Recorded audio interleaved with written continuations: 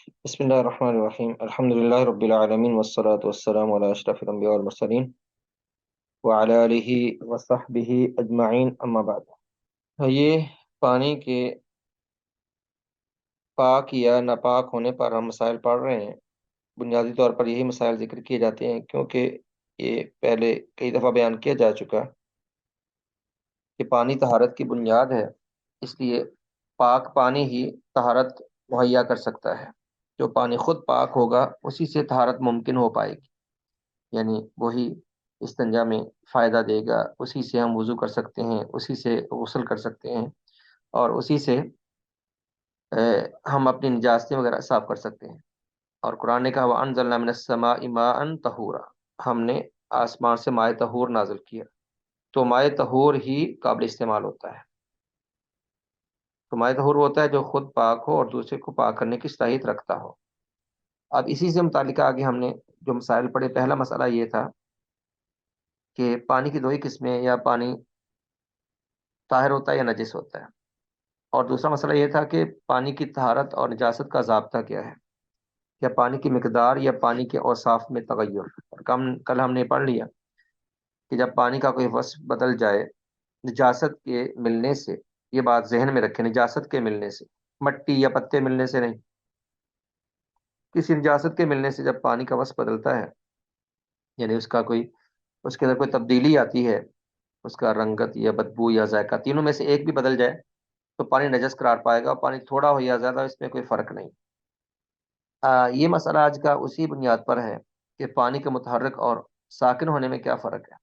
پانی دو طرح کا ہوتا ہے، ایک پانی ساکن ہوتا ہے، جیسے ہم کسی ٹب میں پانی ڈال لیتے ہیں، یا کسی بڑے یعنی لگن میں یا ٹب میں پانی ہوتا ہے، یا بڑا ٹینک ہوتا ہے پانی کا، تو ساکن پانی ہوتا ہے، جتنا بھی ہو ساکن ہے۔ یا جس طرح کے کوئی تالاب ہو، جتنا بڑا بھی ہو اس کا پانی ساکن ہے، پانی رکا ہوا ہے۔ اور متحرک پانی ہوتا ہے نہر کا پانی، دریا کا پانی، سمندر کا پانی، جو چلتا رہتا ہے، بہتا رہتا ہے۔ تو کیا پانی کے پاک یا نجس ہونے میں اس کے متحرک یا ساکن ہونے کا اعتبار کیا جائے گا یا نہیں؟ کیا ہم یہ کہہ سکتے ہیں کہ متحرک پانی تو نجس ہوتا ہی نہیں، کیونکہ وہ تو چلتا رہتا ہے اور اس میں یعنی ادھر سے ادھر پانی کی حرکت رہتی ہے، اور اس پر نجاست کیا اثر انداز ہوگی؟ اور جو کھڑا پانی ہے، ساکن سے مراد جو پانی ایک جگہ کھڑا ہے، جو ایک جگہ کھڑا ہے اس کی صورتحال تو مختلف ہے۔ تو پانی کے متحرک یا ساکن ہونے کا کوئی اعتبار ہے، یا صرف وہی ضابطہ ہے جو کل ہم نے پڑھا کہ جب وصف تبدیل ہو جائے تبھی پانی نجس ہوتا ہے، اور متحرک یا ساکن ہونے کا کوئی اس میں فرق نہیں ہے؟ اس بات کو سمجھتے ہیں۔ اس میں پہلا قول یہ ہے کہ پانی چلتا ہو یا کھڑا ہو، جب تک نجاست گرنے سے اس کا رنگ، بو یا ذائقہ تبدیل نہ ہو، وہ پاک ہی رہتا ہے۔ جمہور علماء کا کرام کا قول ہے، یعنی اکثر فقہاء کا ایک قول ہے، سوائے حنفیوں کا دوسرا قول ہے۔ ائمہ ثلاثہ کا یہی قول ہے کہ پانی خواہ وہ بہہ رہا ہو، دریا کا یا نہر کا یا سمندر کا، یا ایک جگہ پر کھڑا ہو، ساکن ہو، ضابطہ ایک ہی ہے کہ جب پانی کا کوئی وصف تبدیل ہوگا نجاست کی وجہ سے، اس کی رنگت، بدبو یا ذائقہ تبدیل ہوگا، تبھی وہ نجس ہوگا۔ جب تک ایسا نہیں ہے وہ پاک ہی۔ ان کی دلیل کل ہم نے حدیث پڑھی تھی، لیکن اس کے مفہوم پر سب کا اتفاق ہے۔ حضرت ابو امامہ باہلی رضی اللہ عنہ کی حدیث ہے کہ ان الماء لا ينجسه شيء الا ما غلب على ريحه وطعمه ولونه، کہ بے شک پانی کو کوئی چیز نجس نہیں کرتی مگر تب جب اس کی بدبو، اس کے ذائقے یا رنگ پر نجاست کا غلبہ ہو جائے۔ یہ دلیل ہے اس قول کی۔ حدیث ضعیف ہے، یہ پہلے آپ نے پڑھ لیا۔ اور دوسری حضرت ابو سعید خدری کی حدیث جو ہم نے کل پڑھی تھی، وہ بھی اس پر دلیل تھی۔ جب رسول اللہ صلی اللہ علیہ وسلم سے بیر بضاعہ کے بارے میں پوچھا گیا تو آپ نے ہی فرمایا تھا کہ ان الماء طہور لا ينجسه شيء، بھئی پانی پاک ہوتا ہے، اس کو کوئی چیز نجس نہیں کرتی، یعنی جب تک اس کا کوئی وصف نہیں بدلتا وہ پاک ہے۔ تو ضابطہ ایک ہی ہے۔ دوسرا قول یہ ہے کہ پانی کے ساکن اور جاری ہونے کا فرق کیا جائے گا، یعنی کھڑے پانی میں اور بہتے پانی میں فرق کریں گے۔ ان کا خیال ہے کہ اگر نجاست کھڑے یعنی ساکن پانی میں گرتی ہے تو وہ گرتے نجس ہو جائے گا، خواہ اس کے اندر کوئی تبدیلی آئے کہ نہ آئے۔ لیکن اگر نجاست کسی بہتے یا جاری پانی میں گرتی ہے تو پھر اوصاف ثلاثہ کو دیکھا جائے. انہوں نے کھڑے پانی کو قلیل پانی تصور کرتے ہوئے اس پر قلیل پانی کا ضابطہ جاری کر دیا. تو قلیل پانی کے حکم میں ہے جب پانی کھڑا ہے تھوڑا یا زیادہ، جب اس میں نجاست پڑ گئی تو اس کو نجس سمجھو، اس کا کوئی وصف بدلتا ہے یا نہیں بدلتا. لیکن جب پانی چڑھ رہا ہو تو جب تک اس کا وصف نہ بدلے، یعنی نجاست اتنی زیادہ ہو کہ بہتے ہوئے پانی کو بدبودار کر دے یا اس کا رنگت تبدیل کر دے، تب وہ نجس ہوگا. بہتے پانی میں ان کے ہاں یہ ضابطہ ہے پانی کے وسط بدلنے کا یا تبدیلی ہونے کا، اور جو کھڑا ہے اس میں یہی ہے کہ وہ نجس ہو جائے گا. جی، گویا کہ ان کے ہاں چلتے ہوئے پانی کے حکم میں جمہور سے اتفاق ہے اور اختلاف صرف ساکن میں ہے. ہاں، چلتے پانی میں دونوں کا ایک ہی موقف ہو گیا نا. جمہور نے بھی یہ کہا تھا کہ جب وصف بدلتا ہے پانی چلتا ہو یا ساکن ہو، تو چلتے پانی میں جمہور کا یہی موقف تھا جو پہلا موقف ہے. تو چلتے پانی میں دونوں کا اتفاق ہے کہ جو بہنے والا پانی جب اس کا کوئی وصف بدلے گا تب وہ نجس ہوگا، اور جو کھڑا پانی اس میں اختلاف. جو ساکن پانی ہے وہ پہلے فریق کے ہاں تب نجس ہوگا جب اس کا کوئی وصف بدلے گا، اور دوسرے قول کے مطابق وہ ویسے نجس ہو جائے گا وصف بدلے کے نام. ان کی دلیل یہ ابو ہریرہ رضی اللہ عنہ کی حدیث ہے، ان نبی صلی اللہ علیہ وسلم قال، فرمایا لا یبولن احدکم فی الماء الدائم ثم یغتسل منه. انہوں نے حدیث کا ترجمہ کیا کہ رسول اللہ صلی اللہ علیہ وسلم نے فرمایا کہ کوئی کھڑے پانی میں پیشاب مت کرے اور نہ پھر اس سے غسل بھی نہ کرے. ثم کو انہوں نے عطف کے ذریعے پہلے جملے کا مفہوم دیا. اب نحو میں پڑھ لیں گے انشاءاللہ آہستہ آہستہ کہ ثم حروف عاطفہ میں سے ہے، تو دوسرے جملے کا عطف پہلے جملے پر پڑتا ہے، یعنی جو پہلے جملے کا معنی ہو وہی دوسرے جملے کا بن جاتا ہے جب ثم سے اس کا ذکر کیا جائے. تو یہاں پر ثم آیا، تو ان کا معنی کیا ہے کہ مت پیشاب کرے تم میں سے کوئی کھڑے پانی میں اور نہ ہی اس سے غسل کرے. اس سے استدلال انہوں نے کیا کیا کہ جب کھڑا پانی چونکہ یعنی نجاست کے گرنے سے نجس ہو گیا ہے، یعنی نبی صلی اللہ علیہ وسلم نے یہ نہیں فرمایا کہ اس کا کوئی وصف بدلے. آپ نے یہاں پر تھوڑے یا زیادہ کا نہ ذکر کیا نہ وصف بدلنے کا ذکر کیا، آپ نے مطلقاً کہہ دیا جتنا بھی پانی کھڑا ہو اگر اس میں کوئی پیشاب کر دیتا ہے تو پھر اس میں غسل نہیں کر سکتا، گویا کھڑا پانی نجس ہو گیا. یہ ہے استدلال کی صورت. وجہ استدلال یہ ہے کہ آپ صلی اللہ علیہ وسلم نے کھڑے پانی میں پیشاب کرنے سے اس لیے منع فرمایا ہے کیونکہ مجرد نجاست گرنے سے ہی ناپاک ہو جاتا ہے. مجرد یعنی محض، کہ وہ محض اور صرف نجاست گرنے سے ہی ناپاک ہو جائے گا. اس کی دلیل یہ ہے کہ آپ صلی اللہ علیہ وسلم نے اس سے غسل کرنے سے منع فرمایا. اب جمہور فقہا اس کا جواب یہ دیتے ہیں کہ جو نبی اسلام نے کھڑے پانی میں پیشاب کرنے سے منع کیا، یہ یعنی اس وجہ سے کہ تاکہ پانی کو آلودہ نہ کرو. یعنی کوئی بھی صاحب عقل پانی میں تو ایسی حرکت نہیں کرتا، کوئی بچہ کر سکتا ہے یا کوئی پاگل کر سکتا ہے. تو آپ نے منع کیا کہ بھائی تمیز سیکھو، تہذیب سیکھو. اگر کوئی پانی میں نہا رہے ہیں، جیسے تالاب میں کوئی نہا رہا ہے یا کوئی کسی بڑے پانی کے ٹینک میں ہے، تو جو عقل مند ہو وہ تو ایسی حرکت نہیں کرتا کہ پانی کو نجس کرے اور پانی میں نجاست پھیلائے. تو یہ اللہ کا حکم کہتے ہیں. جمہور نے اس کا جواب یہ دیا ہے کہ کھڑے پانی میں پیشاب کرنے کی ممانعت یہ نہی تعبدی ہے. نہی تعبدی سے مراد اللہ کا حکم ہے. اللہ کی عبادت میں، اللہ کے تقرب میں ہم جو عمل کرتے ہیں اس کو تعبدی حکم کہتے ہیں. یہ ممانعت نہیں کہتے، ممانعت کو یہ ممانعت تعبدی ہے، یعنی اللہ کے حکم کے ساتھ ہم ایسا کرتے ہیں. اس لیے نہیں کہ ہر کھڑا ہوا پانی اس میں پیشاب کرنے سے نجس ہو جاتا ہے، یہ لازم نہیں. یعنی جیسے بہت بڑا اگر تالاب ہو، بہت بڑا تالاب پھیلا ہوا بڑے رقبے پر، اب اس میں اگر کوئی ایسا کر بھی دے کوئی بچہ یا بڑا، تو پانی اتنی جلدی تو نجس نہیں ہوگا. ہم کہیں کہ سارا تالاب ہی نجس ہو گیا، سارا ہی نجس ہو گیا، تو ہو سکتا ہے کہ یہ اس قلیل نجاست کا اتنے زیادہ پانی پر جو یعنی بہت زیادہ ہے اس پر کوئی اثر نہ ہو. اس لیے لازم نہیں ہے، یہ بس اللہ کا حکم ہے کہ ایسا نہ کرو، نبی اسلام نے حکم دیا ہے ایسا. ہاں، اس سے نجاست لازم نہیں آتی، بس حکم یہ ہے کہ یہ تہذیب کے خلاف ہے اور یہ مناسب حرکت نہیں، اور نجس بھی ہو سکتا ہے اگر تھوڑا ہے تو. اگر تھوڑا ہے تو نجاست اس پر اثر انداز ہو بھی سکتی ہے اور اس کو یعنی تبدیل کر بھی سکتی ہے. اور دوسرا، جمہور علماء نے اس حدیث کا مفہوم ذرا مختلف کیا ہے. مفہوم انہوں نے کیا کیا دیکھو. حدیث کے الفاظ یہ ہیں، نبی علیہ السلام نے فرمایا لا یبولن احدکم فی الماء الدائم، مت پیشاب کرے تم میں سے کوئی بھی کھڑے پانی میں، ثم یغتسل منہ، کہ پھر اس کو اسی سے غسل کرنا پڑے. یعنی اب یہ تم جس پانی میں اگر پیشاب کر دیتے ہو سکتا ہے کہ اسی سے غسل کرو بعد میں، تو اس سے کیسے غسل کرنا پسند کرو گے جس پانی میں پیشاب کیا یا جس میں یعنی اتنی نجاست واقع ہو. تو کہتے ہیں اس معنی میں دیکھیے دوسرا حدیث میں اس پانی سے غسل کرنے کی ممانعت مراد، یعنی یہ معنی نہیں ہے کہ نہ پیشاب کرو کھڑے پانی میں اور پھر نہ غسل کرو اس سے، بلکہ اس فعل کا انجام ذکر کرنا مراد ہے کہ ہو سکتا ہے اسے اسی پانی سے غسل کرنا پڑے جس میں اس نے پیشاب کیا ہے. کیونکہ اگر ممانعت مراد ہوتی، اگر منع کرنا ہی مراد ہوتا تو ثم یغتسل منہ کی بجائے ثم لا یغتسل کے لفظ، لا کا لفظ ہوتا ہے کہ پھر اس سے غسل نہ کرو، لیکن لا کا لفظ نہیں ہے. تو پھر کیا منع ہوا کہ مت ایسا کرو کہ تمہیں اس سے غسل کرنے کی ضرورت پیش آ سکتی ہے. اس کی مثال دوسری حدیث میں یہ معنی واضح کرنے کے لیے پہلی حدیث کا مفہوم سمجھانے کے لیے مثال کے طور پر دوسری حدیث بیان کی گئی.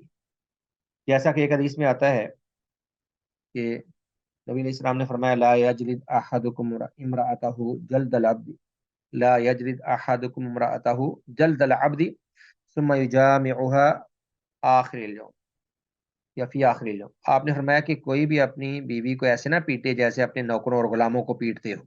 شریعت نے عورت پر ہاتھ اٹھانے سے منع کیا ہے، اور رسول اللہ علیہ وسلم کے اسوہ حسنہ میں ہے، سیدہ عائشہ فرماتی ہیں کہ آپ نے اپنی زندگی میں کبھی نہ کسی اپنی بیوی کو، نہ بچے کو، نہ غلام کو، کبھی آپ نے کسی پر ہاتھ نہیں اٹھایا. یہ انسان کی تہذیب اور شائستگی ہوتی ہے کہ اختلاف بھی ہو جائے تو اسے یعنی ایک انداز میں اور تہذیب کے ساتھ حل کرے، اور ہاتھ اٹھانا جاہلوں کی علامت ہے. تو ایسی جہالت کچھ لوگوں میں ہے تو آپ نے اس سے منع کیا، فرمایا کہ بھائی اپنی بیویوں کو ایسے نہ پیٹا کرو، ایسے مارا نہ کرو کہ پھر اسی سے آخری یعنی اسی سے دن کے آخر میں مراد رات کو اسی سے ہم بستری کی تمہیں ضرورت بھی پیش آ سکتی ہے. حدیث کا معنی یہ ہے دیکھیے کہ تم میں سے کوئی بھی اپنی بیوی کو اس طرح نہ مارے جس طرح کسی غلام یا لونڈی کو مارا جاتا کہ پھر اس سے دن کے آخر میں ہم بستری بھی کریں.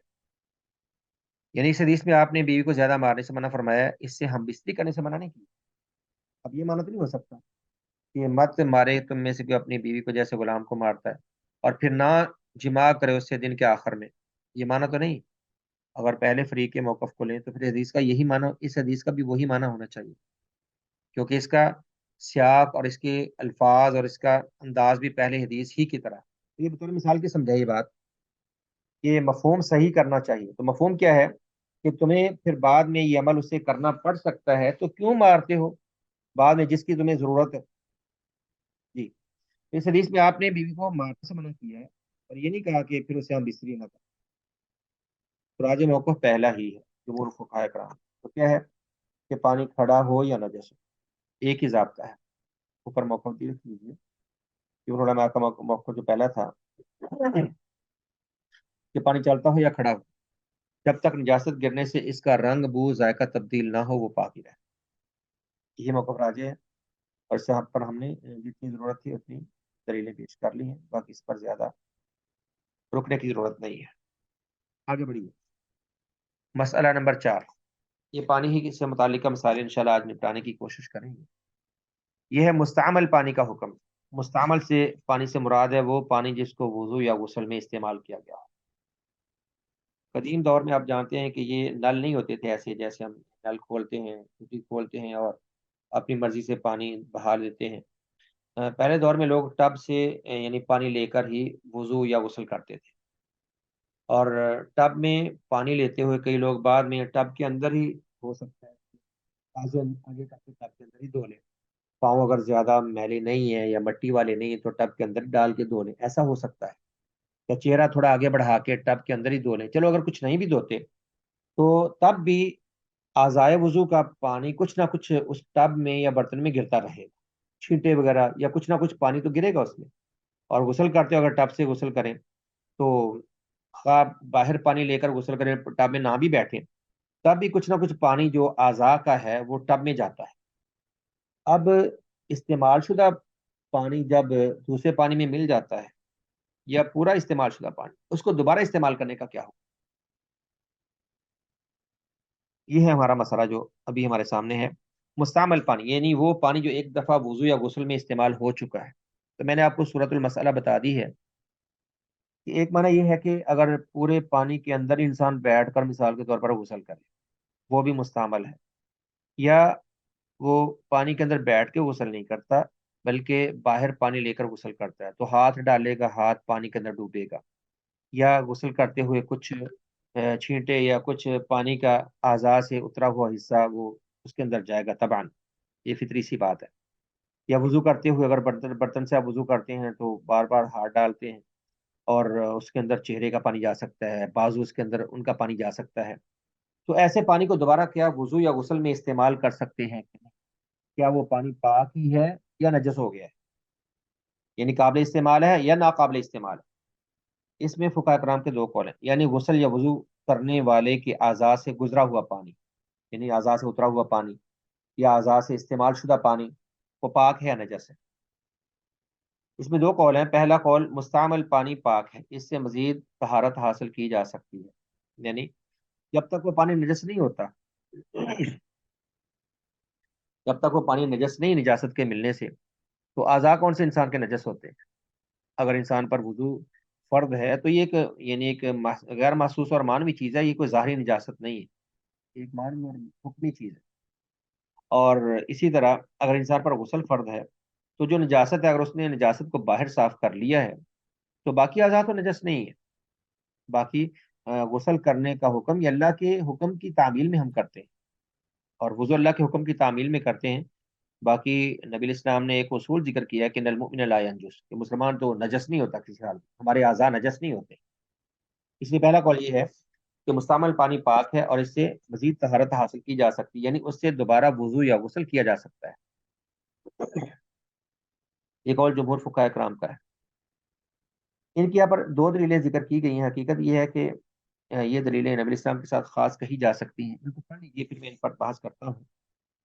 پہلی جابر بن عبداللہ رضی اللہ تعالی عنہما کی حدیث ہے، کہتے داخل علی النبی صلی اللہ علیہ وسلم وانا مریض فدعا بوضوء فتوضع ثم نضح علی من وضوئه فافقت فقلت یا رسول اللہ صلی اللہ علیہ وسلم انما لی اخوات فنظرت آیت الفرائض۔ کہتے ہیں نبی صاحب میرے گھر میں آئے، میں بیمار تھا، تو آپ نے پانی منگوایا۔ دیکھیے لفظ ہے فدعا بوضوء، میں نے آپ کو بتایا تھا شروع میں، یہ جب وضو بفتح الواو ہو تو پانی کے معنی میں ہوتا ہے۔ آپ نے پانی منگوایا، اس سے وضو کیا، تو وضو کا استعمال شدہ پانی یعنی اسی برتن کے اندر آپ نے ہاتھ دھوئے، چہرہ دھویا، کلی کی، بازو دھوئے، ہو سکتا ہے پاؤں بھی دھوئے، تو آپ نے پورا اپنے اعضاء کو اسی پانی کے اندر دھویا، اور پھر وہ استعمال شدہ پانی آپ نے مجھ پر چھڑکا، مجھ پر اس کے چھینٹے مارے، تو مجھے ہوش آیا۔ تو میں نے آپ سے کچھ بات کی، میں نے کہا رسول اللہ میرے کچھ بہنیں ہیں، تو ان پر کیسے مال تقسیم ہوگا؟ تو بعد میں وراثت کی آیات نازل ہوئی۔ فرماتے ہیں کہ نبی اکرم صلی اللہ علیہ وسلم میرے گھر تشریف لائے اور میں بیمار تھا، حضرت صلی اللہ علیہ وسلم نے پانی منگوایا اور وضو کیا، پھر اپنے وضو کے پانی سے مجھ پر چھینٹے مارے، مجھے ہوش آ گیا۔ میں نے حضرت صلی اللہ علیہ وسلم سے عرض کیا رسول اللہ میری بہنیں ہیں، یعنی مسئلہ پوچھا ہوش میں آنے کے بعد کہ ہو سکتا ہے میں انتقال کر جاؤں تو ان میں مال کیسے تقسیم ہوگا۔ اس پر میراث کے متعلق وہ آیت نازل ہوئی۔ اب استدلال کی صورت کیا ہے کہ نبی اسلام نے اپنے اعضاء سے اترا ہوا پانی، اپنا استعمال شدہ پانی غیر کو پاک نہیں تھا، اور وہ جابر پر ڈالا ہے، اور آپ کے احکام ہمارے لیے بھی حجت ہے۔ اگر آپ کا اترا ہوا پانی آپ کے جسم سے گزرا ہوا یا مستعمل پانی وہ نجس نہیں ہوا، تو کسی کا آپ کے لیے وہی حکم ہے۔ ایک تو استدلال یہ ہے کہ آپ صلی اللہ علیہ وسلم نے اپنے وضو کے پانی سے حضرت جابر رضی اللہ تعالیٰ عنہ کہتے ہیں اگر وہ مستعمل پانی نجس ہوتا تو آپ بھی ایسا نہ۔ دوسری حدیث بھی اسی نوعیت کی ہے کہ صحیح احادیث میں ہے کہ صحابہ کرام رضوان اللہ علیہم اجمعین رسول اللہ صلی اللہ علیہ وسلم کے وضو کے سے گرنے والے پانی کے قطرات لے کر اپنے جسموں پر ملتے تھے۔ یہ ایسی حدیث موجود ہے کہ تبرکن وہ آپ کا پانی حاصل کرتے تھے، آپ کے بال حاصل کرتے تھے، بلکہ آپ کا پسینہ تک حاصل کرتے تھے، تو تبرکن وہ آپ سے یہ اشیاء لیتے تھے۔ تو کہتے ہیں اگر مستعمل پانی نجس ہوتا تو آپ اس کی کیوں اجازت دیتے؟ یہ دو حدیث ہیں ان پر کچھ عرض کرنا اور اس پر کچھ وضاحت کرنا مقصود ہے۔ جی ہم کہہ رہے تھے کہ یہ جو ان دو احادیث سے نبی الاسلام کے استعمال شدہ پانی یا آپ کے استعمال شدہ لعاب یا ان اشیاء کو حاصل کرنے اور استعمال کرنے کا جو سلسلہ وہ نبی الاسلام کی ذات کے ساتھ خاص ہے، اور آپ سے ہی صحابہ نے ایسا کیا ہے اور آپ نے اس کی اجازت بھی دی ہے، اور آپ کے بعد جو صحابہ تھے بڑے بڑے، ابو بکر و عمر ہیں، عثمان و علی ہیں، آپ کے اہل بیت ہیں یا غیر اہل بیت ہیں، جو بھی بڑے بڑے صحابہ ہیں، ان کے ساتھ تابعین نے یا بعد والوں نے ایسا کوئی سلسلہ نہیں رکھا۔ اس لیے آج کوئی جتنا بھی بزرگ ہو، صالح ہو، نیک ہو، اس کو پیر کہہ لیں، اس کو گدی نشین کہہ لیں، کوئی بھی نام دے لیں، اس کا یہ حق نہیں، نہ اس کا یہ مرتبہ ہے کہ اس کے کسی بھی پانی کو یا اس کے لباس کو یا اس کی چادر کو متبرک سمجھا جائے۔ یہ قطعاً اس کی کوئی اجازت نہیں شریعت میں۔ اسی تعظیم سے آگے شرک کا دروازہ کھلتا ہے کہ بزرگوں کی تعظیم کے نام پر پھر آہستہ آہستہ لوگ، شیطان ان کو شرک میں ڈال دیتا ہے۔ تو تعظیم، احترام اپنی جگہ پر ہے، لیکن جو ایک رسول اللہ صلی اللہ علیہ وسلم کے ساتھ خاص سلسلہ تھا تبرکات کے حصول کا، وہ آپ کے ساتھ ہی خاص تھا۔ تو ان حدیث کے بارے میں کہا جا سکتا ہے کہ آپ کے ساتھ خاص تھا، کہ آپ کے جسم سے اترے ہوئے پانی، آپ کے استعمال شدہ پانی میں اور آپ کے لعاب میں، آپ کے اعضاء میں اللہ نے وہ برکت رکھی تھی جو آپ دیتے تھے صحابہ کو، اور صحابہ شوق سے حاصل بھی کرتے تھے۔ اس کو وہیں تک رہنے دیں۔ اس لیے ان حدیث پر ہم یہ بات کہہ سکتے ہیں، تو ان کو ہم عام دلیل نہ بنائیں تو بہتر ہے، یعنی نبی السلام کے ساتھ یہ سلسلہ خاص ہے۔ ہاں، اس سے ایک بات اتنی سمجھ آتی ہے کہ چونکہ ہمارے احکام بھی یعنی وضو میں اور پانی کے استعمال یا عدم استعمال میں وہی ہیں جو رسول اللہ صلی اللہ علیہ وسلم نے ہم کو کر کے دکھایا یا جو آپ کی طریقہ میں ہے، تو ہمارے لیے بھی وہی احکامات ہیں جو آپ نے ہمیں کر کے دکھایا۔ تو اگر ہمارے اعضاء سے مستعمل پانی الگ ہوتا ہے تو وہ بھی نجس نہیں ہوتا۔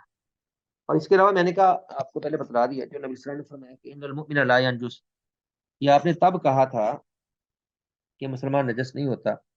ایک دفعہ ابو ہریرہ رضی اللہ تعالیٰ عنہ وہ نبی السلام سے ملے، آپ ان کے پاس بیٹھ گئے، بس ابو ہریرہ رضی اللہ عنہ کو غسل کی ضرورت تھی، تو چپکے سے نکل گئے کہ اللہ کے نبی کے پاس بیٹھا ہوں، آپ تو یعنی ایک پاکیزہ اور پاکیزہ لوگوں کے امام ہیں، تو میں ایسی حالت میں بیٹھا ہوں کہ میں نے غسل کرنا ہے، تو چلے گئے چپ کر کے اٹھ کے۔ تو بعد میں غسل کر کے آئے تو نبی مکرم صلی اللہ علیہ وسلم نے پوچھا، ابو ہریرہ آپ کہاں چلے گئے؟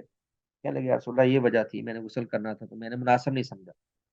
آپ نے تعجب سے کہا، فرمایا سبحان اللہ ان المؤمن لا یجوز۔ ابو ہریرہ بیٹھے رہتے کیا فرق پڑتا تھا، تو عجیب بات کر رہا ہے، مسلمان نجس نہیں ہوتا، تو بیٹھا رہتا کیا فرق پڑتا ہے، تیرے آزاد تھوڑی نجس تھے، وہ تو اللہ کے حکم سے ہم یعنی عبادت کے قابل تب ہوتے ہیں جب غسل کر لیں یا وضو کر لیں، اس سے انسان کے اعضاء نجس نہیں ہوتے۔ جب اعضاء نجس نہیں ہے تو جو پانی ان سے الگ ہوگا یا ان پر گزرے گا اس کو نجس کیسے کہہ سکتے؟ تو اصولی سی بات ہے۔ باقی تبرکات کا سلسلہ میں نے اس کی وضاحت کر دی۔ تیسری بات انہوں نے یہ کہی ہے کہ پاک پانی پاک جگہ سے گزرنے سے ناپاک نہیں ہوتا، تو وہی بات ہے کہ جب پاک جگہ سے مراد پاک جسم، جب پانی پاک ہے اور اس کو پاکیزہ جسم پر بہایا گیا، جسم پر نجاست نہیں لگی، ہاتھوں پر کیا نجاست ہے، بازوں پر کیا ہے، باقی جسم پہ کیا ہے، اگر جسم پر نجاست نہیں لگی تو نجس کیوں ہوگا؟ یہ پہلا قول ہے جو راجح ہے۔ دوسرا قول ہے کہ مستعمل پانی نجس ہے، وہ پاک نہیں ہوتا۔ کہتے ہیں جو ایک دفعہ وضو یا غسل میں پانی استعمال ہو گیا وہ دوبارہ قابل استعمال نہیں رہتا، کہتے ہیں وہ نجس ہو جاتا ہے، لہذا کہتے ہیں اس سے مزید طہارت حاصل کرنا جائز نہیں۔ یہ حنفیوں کا قول ہے، احناف کا قول ہے۔ ان کی دلیل یہ حدیث ہے، یہ بنتی نہیں ویسے دلیل، وہ جو آپ نے پیچھے حدیث پڑھ لی ہے، ابو ہریرہ رضی اللہ تعالیٰ کی گزشتہ حدیث ہے جس میں آپ صلی اللہ علیہ وسلم نے فرمایا، آپ صلی اللہ علیہ وسلم نے کھڑے پانی میں پیشاب اور غسل کرنے سے منع کیا۔ تو کھڑے پانی میں پیشاب جب کیا تو وہ تو نجس ہو گیا نا بھائی، وہ تو پیشاب تو نجس ہے، وہ مائع مستعمل تو نہیں ہے، وہ تو یعنی اس میں ایک نجاست چلی گئی، تو نجاست ملا پانی اگرچہ یعنی اس کا وصف نہ بھی بدلے، اگر کسی کو پتا ہو کہ فلاں تالاب میں کسی نے پیشاب کر دیا تو بندہ اس میں کراہت محسوس کرتا ہے، کراہت محسوس کرتا ہے، تو اس میں اس کے عدم استعمال کی وجہ اگر حدیث کا وہ معنی کریں بھی جو پہلے ہم نے جس کی نفی کی ہے کہ اصل میں وہ معنی ہے وہ بنتا بھی نہیں ہے کہ کھڑے پانی میں پیشاب نہ کریں پھر اس میں غسل نہ کریں، یہ اس کا معنی یہ ہے کہ کھڑے پانی میں پیشاب مت کرو، اس سے غسل کی ضرورت پیش آ سکتی ہے۔ تو کہتے ہیں آپ نے کھڑے پانی میں پیشاب اور غسل کرنے سے منع کیا، تو مطلب وہ مائع مستعمل ہے، مائع مستعمل نہیں، وہ مائع نجس ہو گیا اگر پانی تھوڑا ہے۔ تو استدلال کی صورت یہ ہے کہ آپ صلی اللہ علیہ وسلم نے اس میں غسل کرنے سے اس لیے منع فرمایا ہے کیونکہ جب اس میں غسل کیا جائے گا تو مستعمل ہو جائے گا، اور مستعمل پانی نجس ہے۔ اور دوسرا جو حکم اس پانی کا اس میں پیشاب کرنے سے ہوگا وہی اس میں غسل کرنے کا بھی ہوگا، یعنی کوئی پیشاب کیا تو پانی خراب ہو گیا، غسل کریں گے تو پانی مزید آلودہ ہو جائے گا۔ تو خیر انہوں نے یہ جو بات کہی ہے نا، اس سے استدلال یوں بھی اس کی صورت نکلتی ہے ان کے ہاں، کہتے آپ نے کھڑے پانی میں مطلقاً غسل کرنے سے ہی منع کیا کہ مت پیشاب کرے کوئی بھی کھڑے پانی میں، اور مت غسل کرے کوئی کھڑے پانی میں۔ پیشاب کو الگ کر دیا، یعنی نجاست کہتے ہیں نہیں بھی گرائی، پھر بھی آپ نے کھڑے پانی میں غسل کرنے سے منع کیا۔ تو کھڑے پانی میں آپ نے غسل کرنے سے کیوں منع کیا؟ کیونکہ وہ استعمال ہو جائے گا اور نجس ہو جائے گا، جیسے پیشاب کرنے سے نجس ہوتا ہے ویسے ہی کھڑے پانی میں غسل کرنے سے بھی پانی نجس ہوتا ہے۔ سمجھے نا آپ لوگ بات؟ یعنی دو باتیں حدیث میں، ایک آپ نے فرمایا کہ کھڑے پانی میں پیشاب نہ کرو کیونکہ پانی نجس ہو جائے گا، اور دوسرا آپ نے یہ فرمایا کہ کھڑے پانی میں غسل نہ کرو۔ تو جیسے کہتے ہیں پیشاب کرنا ممنوع ہے، ویسے کھڑے پانی میں غسل کرنا ممنوع ہے، یعنی غسل کرنا تو باہر پانی لے کر کرو، اس کے اندر جا کے غسل نہ کرو کہ تمہارے استعمال سے پانی نجس ہو جائے گا۔ تو کہتے ہیں لیکن یہ حدیث مستعمل پانی کے نجس ہونے کی دلیل نہیں بن سکتی کیونکہ اس میں صرف غسل کرنے سے روکا گیا ہے، اس کی کوئی علت بیان نہیں کی، اور غسل کرنے سے بھی اس لیے روکا گیا کہ اس میں پیشاب کیا گیا ہے اگر غسل روکنے کا معنی کریں بھی۔ اور راجح قول پہلا ہی ہے، دلیل کے ساتھ وہی قول راجح ہے۔ ویسے حنفی ایک اور بات بھی کہتے ہیں، ہم نے ان سے سنی ہے اور ان کے بزرگوں سے، ان کے پیروں اور مولویوں سے وہ بات عام طور پہ بیان کی جاتی ہے۔ وہ کہتے ہیں جب انسان وضو کرتا ہے یا پانی سے غسل کرتا ہے تو انسان کے گناہ اس کے پانی میں منتقل ہوتے ہیں۔ یہ حدیث آپ لوگوں نے پڑھی ہوگی، نبی مکرم صلی اللہ علیہ وسلم نے فرمایا کہ جب انسان وضو کرتا ہے تو جب اعضاء کو دھوتا ہے تو ایک ایک عضو کے دھونے سے اس عضو کے گناہ نکل جاتے ہیں۔ فرمایا جب کوئی مصنوعی طریقے سے غسل کرے، جب ہاتھ دھوتا ہے تو ہاتھوں کے گناہ نکل جاتے ہیں، حتیٰ کہ ناخنوں کے اندر تک سے نکل جاتے ہیں۔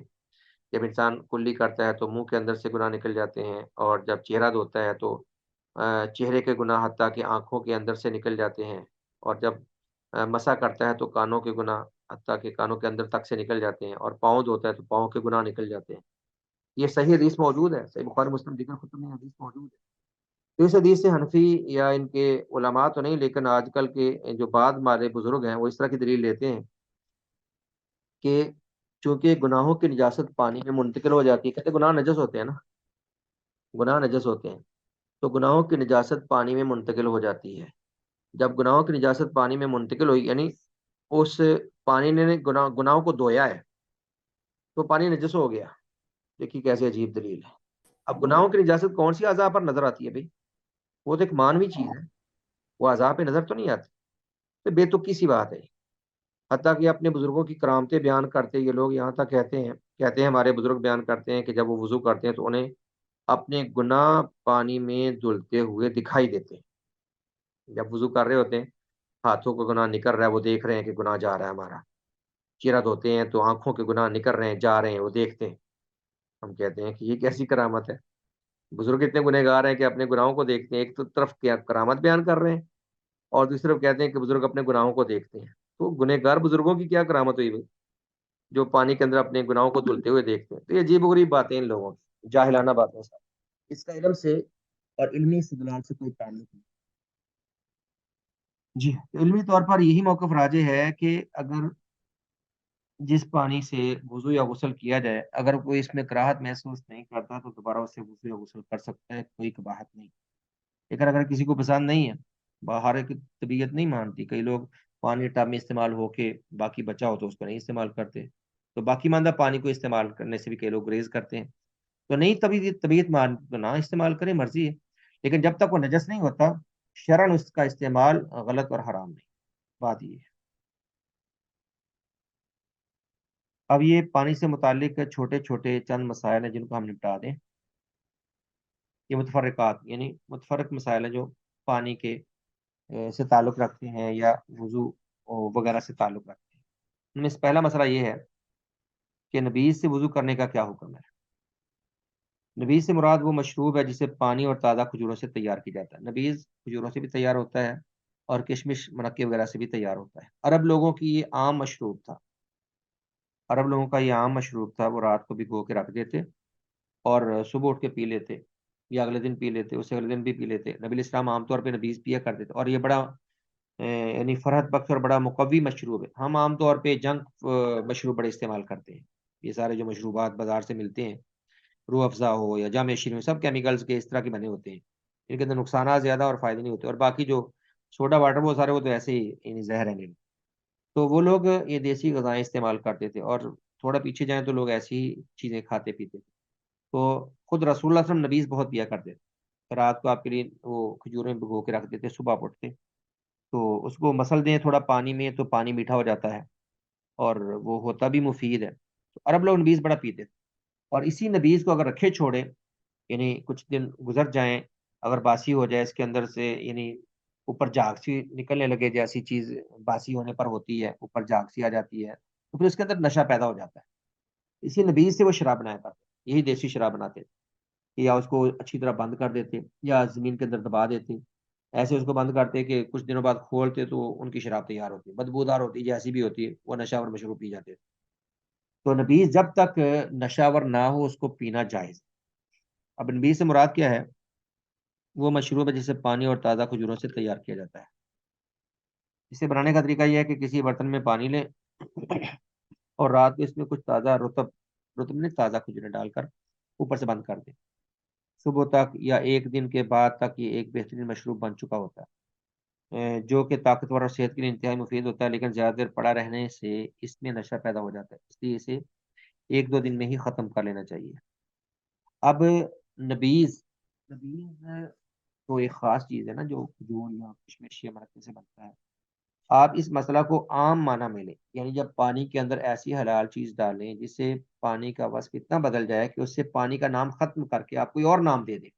ہمارے یہاں نبیذ نہیں بنتا، ہمارے یہاں مشروب بنتا ہے، ہم کہتے ہیں یہ ہم نے شربت تیار کیا ہے، شربت کیا دیتے ہیں، سکنجبین کیا دیتے ہیں، تو وہ جس کو آپ پانی نہیں کہتے بلکہ نبیذ کہتے ہیں یا شربت کہتے ہیں یا ڈرنک کہتے ہیں یا میٹھا پانی کہتے ہیں یا اس کو سکنجبین کہتے ہیں، کوئی بھی نام بھی دے لیں۔ اب جب پانی کا وصف اس سے زائل ہو گیا اور نام اس کو کوئی اور مل گیا، وہ مائع مطلق نہیں رہا۔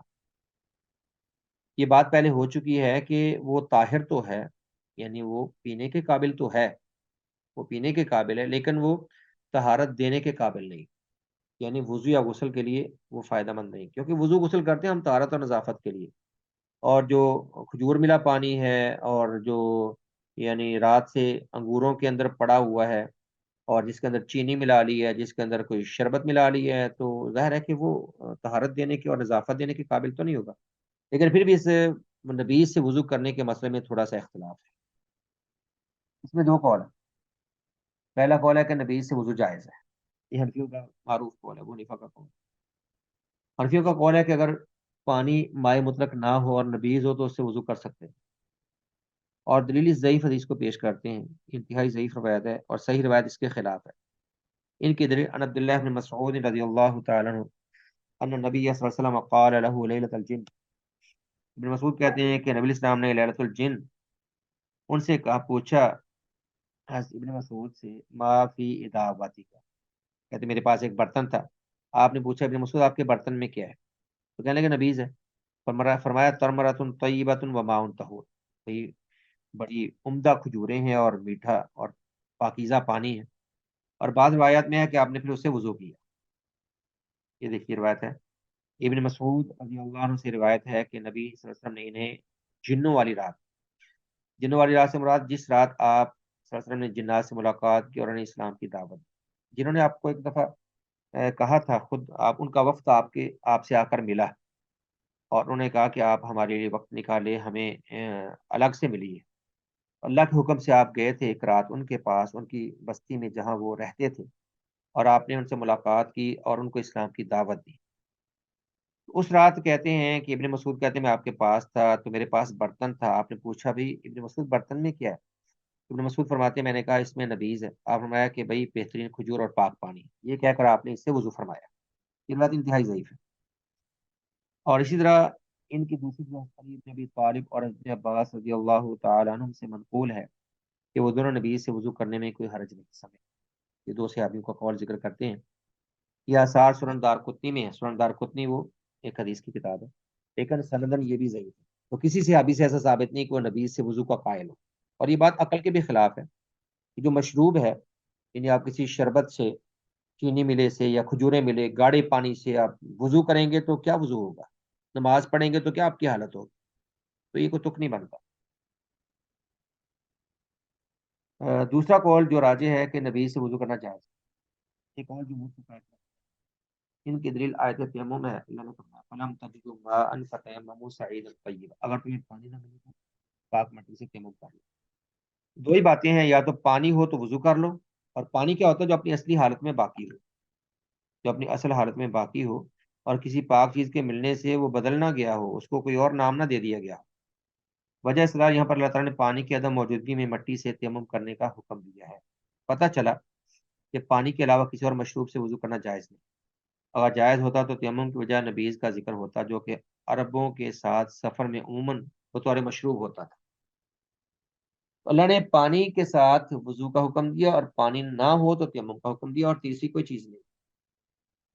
اب جمہور نے ابن مسعود کی حدیث کا یہ جواب دیا ہے کہ وہ ضعیف ہے، اور اس کے ضعیف ہونے کے لیے اتنا ہی کافی ہے کہ خود صحیح مسلم وغیرہ صحیح حدیث کی کتب میں ابن مسعود کا قول موجود ہے. وہ کہتے ہیں کہ میں اس رات، جس رات آپ جنات سے ملاقات کرنے اور انہیں اسلام کی دعوت دینے گئے، میں آپ کے ساتھ ہی نہیں تھا. کہ خود عبداللہ بن مسعود رضی اللہ تعالیٰ عنہ نے اس کی یہ کہہ کر نفی کی ہے کہ وہ اس رات رسول اللہ صلی اللہ علیہ وسلم کے ساتھ نہیں تھے، جیسے کہ صحیح مسلم میں یہ حدیث موجود. تو معلوم ہوا کہ یہ نبیذ وغیرہ یہ وضو یا غسل کے قابل نہیں ہوتا، اور یہ بات فطرت کے بھی عین مطابق ہے. اگلا مسئلہ ہے مختصر، اس پانی کا حکم جس میں بلی منہ ڈال جائے. اگر کوئی نجس اور حرام جانور پانی میں منہ ڈال جائے، متفقہ طور پر وہ پانی قابل استعمال. جیسے کتا منہ ڈال جائے تو پانی کو، یا جو بھی پینے کی چیز یا جو بھی کھانے کی چیز، اس کو گرانا پڑے گا، اور برتن کو 7 دفعہ دھو کر ایک دفعہ مٹی سے مانجنا پڑے گا، یہ کتا یا کوئی نجس جانور منہ ڈال جائے تو. لیکن اگر جو جانور حرام تو ہے لیکن شریعت نے اس کو نجس نہیں کہا. ایک بات آپ سمجھ لیں، حرام اور نجس یہ دونوں چیزیں الگ الگ ہیں. ہر حرام چیز نجس نہیں ہوتی، ہر حرام چیز نجس نہیں ہوتی. جیسے بلی حرام تو ہے لیکن نجس نہیں. بلی حرام ہے، نجس نہیں ہے. کتا حرام بھی ہے، نجس بھی ہے. ہر حرام چیز نجس نہیں ہوتی. بعض حرام چیزیں ان کو ہم نجس نہیں کہہ سکتے، یعنی ان کو اگر ان کے ساتھ انسان لگ جائے یا ان کا لعاب لگ جائے یا وہ ساتھ کسی چیز میں پڑ جائیں تو ان کو شریعت نے جائز کا اور قابل استعمال ہی کا ہے. ان کی ایک مثال بلی ہے. یہ بات الگ ہے کہ ہر نجس چیز حرام ضرور ہوتی ہے.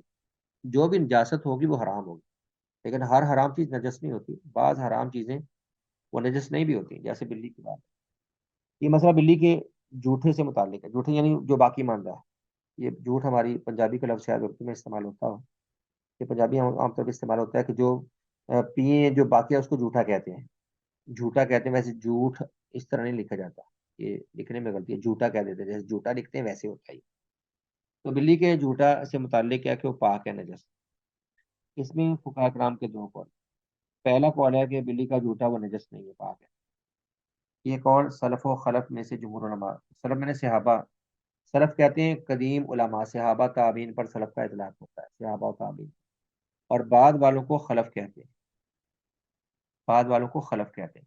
تو ہمارے متقدمین صحابہ تابعین اور بعد والے سب اکثر ائمہ کا یہی قول ہے کہ بلی کا جھوٹا، بلی جس برتن میں منہ ڈال دے وہ نجس نہیں ہوتا. اس کی دلیل صحیح روایات موجود ہے، جیسے آپ کے سامنے یہ حدیث ہے. ان کبشۃ بنت کعب ابن مالک وکانت تحت ابن ابی قتادہ ان ابا قتادہ داخل.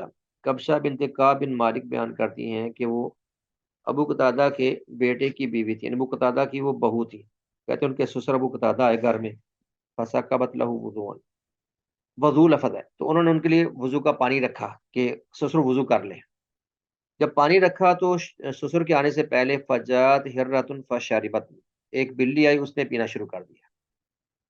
تو ابو قتادہ قریب آئے، فاصغى لها الاناء، انہوں نے برتن کو مزید تھوڑا سا جھکا دیا تاکہ وہ آسانی سے پی لے، حتیٰ شربت، حتیٰ کہ بلی نے آرام سے پانی پیا. کبشہ کہتی ہیں فرعانی انظر، کہ میرے سسر نے دیکھا کہ میں بڑے تعجب سے دیکھ رہی تھی، تو کہنے لگے عطا جبی نہ یبنا تاخی، میری بھتیجی تجھے تعجب ہو رہا ہے؟ میں نے کہا جی۔ فرمایا ان رسول اللہ صلی اللہ علیہ وسلم قال، اللہ کے نبی نے فرمایا انہا لیست بنجس، کہ بلی نجس نہیں ہوتی، ناپاک نہیں ہوتی، انہا من الطوافین علیکم والطوافات، یہ تم پر آنے جانے والی ہوتی ہیں، گھر میں چکر لگانے والی ہوتی ہیں، اگر کسی برتن میں منہ ڈال دے تو وہ نجس نہیں ہوتا۔ یہ روایت صحیح ہے۔ حسکبشہ بنت کعب جو کہ ابو قتادہ کے بیٹے کی بیوی تھی، ان سے روایت ہے کہ ابو قتادہ گھر میں ہے جو ان کے سسر تھے، تو کہتی میں نے ان کے لیے وضو کے لیے پانی انڈیلا، پانی برتن میں رکھا کہ اچانک ایک بلی اور اس وضو کے پانی والے برتن سے پینا شروع کر دیا، تو ابو قتادہ رضی اللہ عنہ نے اس بلی کے لیے برتن مزید الٹا کر دیا، یعنی تھوڑا جھکا دیا تاکہ وہ بلی آرام سے پانی پی سکے، حتیٰ کہ اس بلی نے اس سے اچھی طرح پانی پیا۔ کبشہ فرماتی ہے جب ابو قتادہ رضی اللہ عنہ نے مجھے دیکھا کہ میں ان کے اس فعل پر بڑے تعجب سے ان کی طرف دیکھ رہی تھی، تو فرمانے لگا ہے میرے بھائی کی بیٹی، میری بھتیجی، کیا تمہیں میرے اس فعل پر حیرانگی ہو رہی ہے؟ میں نے کہا جی۔ تو ابو قتادہ کہنے لگے بے شک رسول اللہ نے فرمایا یہ بلی، بے شک یہ بلی تمہارے اوپر آنے جانے والوں یا آنے جانے والیوں میں سے، بلہ ہے تو آنے جانے والا ہے، بلی تو آنے جانے والی، یعنی گھر میں چکر کاٹتے رہتے ہیں تو ان کا جھوٹا نجس نہیں ہوتا۔ اس حدیث میں ابو قتادہ رضی اللہ عنہ نے پہلے اپنے فعل سے بتایا کہ بلی کا جھوٹا پاک ہے، اور پھر اس پر بطور دلیل رسول اللہ کے قول کو پیش کیا، یعنی انہوں نے پھر اسی پانی سے وضو بھی کیا اور اللہ کے نبی کا فرمان بھی نقل کیا کہ آپ نے فرمایا کہ اس کا جھوٹا نجس ہے۔ یہ حدیث صحیح ہے۔ دوسری حدیث ام المؤمنین سیدہ عائشہ رضی اللہ عنہ بیان فرماتی ہیں ان رسول اللہ صلی اللہ علیہ وسلم قال، آپ نے فرمایا انہا لیست بنجس، کہ بے بلی نجس نہیں ہوتی، انہا من الطوافین علیکم، یہ تم پر آتی جاتی ہے، گھروں میں چکر کاٹتی رہتی ہے، اور اگر منہ ڈال دے تو کوئی حرج نہیں۔ کہتے وقد رأیت اور رسول اللہ صلی اللہ علیہ وسلم یتفضل بفضلها، سیدہ عائشہ فرماتی میں نے خود اللہ کے نبی کو دیکھا کہ بلی کے جھوٹے سے وہ وضو کر لیتے تھے، بلی کے باقی ماندہ پانی سے وضو کر لیتے، اس کا ترجمہ موجود ہے۔ ام المؤمنین سیدہ عائشہ رضی اللہ تعالیٰ سے روایت فرماتی ہیں بے شک رسول اللہ صلی اللہ علیہ وسلم نے فرمایا بے شک یہ بلی نجس نہیں ہے، یہ تو تمہارے اوپر یعنی تمہارے پاس آنے جانے والوں میں سے ہے۔ سیدہ عائشہ فرماتی ہیں اور تحقیق میں نے رسول اللہ صلی اللہ علیہ وسلم کو بلی کے بچے ہوئے پانی سے وضو کرتے ہوئے دیکھا، تو بات ختم ہو گئی حدیث سے۔ دوسرا قول ہے کہ بلی کا جوڑا استعمال کرنا مکروہ ہے، حرام تو نہیں، مکروہ کہتے ہیں، یہ وہ نفاق کا قول ہے، اس قول کی دلیل ضعیف ہے۔ حضرت ہریرہ کی روایت ہے جس میں ہے کہ رسول اکرم نے فرمایا ان السنور سبع، کہ بلی درندوں میں سے ہے۔ یہ حدیث ضعیف ہے، چلو اگر مانو بھی، پھر بھی اگر درندوں میں سے تو آپ نے کون سا اس کے جھوٹے کو نجس کہا ہے؟ تو راجح قول جمہور کا ہے کہ بلی کا جھوٹ پاک ہے، اور جس حدیث کو امام ابو حنیفہ نے بطور دلیل پیش کیا ہے، ایک تو وہ ضعیف ہے، اور دوسرا اس میں صرف یہی بیان کیا گیا ہے کہ بلی درندوں میں سے، لیکن یہ بیان نہیں ہے کہ اس کا جھوٹا نجس ہے، اس لیے ہم کیوں نجس کہیں۔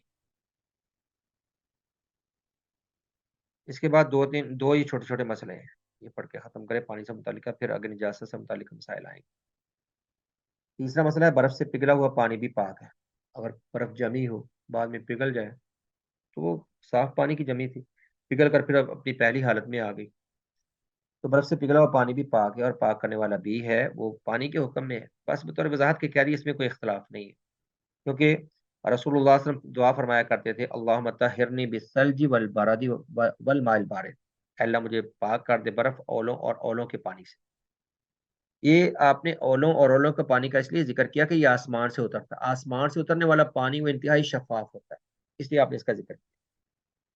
تو استدلال کی صورت یہ ہے کہ اگر برف سے پگھلا ہوا پانی پاک کرنے والا نہ ہوتا تو آپ مذکورہ بالا دعا بھی ہرگز نہ فرماتے کہ وہ پاک کیسے کرتا۔ اگلا مختصر مسئلہ ہے اگر پانی میں ایسے کیڑے مکوڑے حشرات گر جائیں جن میں بہنے والا خون نہ ہو، چھوٹے چھوٹے پتنگے گر جاتے ہیں، کوئی چھوٹی بڑی چیز گر جاتی ہے، تو وہ پانی پاک ہے، وہ نجس نہیں ہوتا، کیونکہ اندر کوئی خون وغیرہ نہیں ہوتا، تو ان کا کیا، ان کی وجہ سے پانی کے اندر سے نہ اسمیل آتی ہے نہ بدبو آتی ہے، جو چھوٹی موٹی چیونٹیاں ہوں یا چھوٹے موٹے پتنگے سے ہوں۔ جو لال بیگ موٹا ہوتا ہے اس کے اندر تو خاصا مواد ہوتا ہے، تو اس کو سائڈ پہ رہنے دیں۔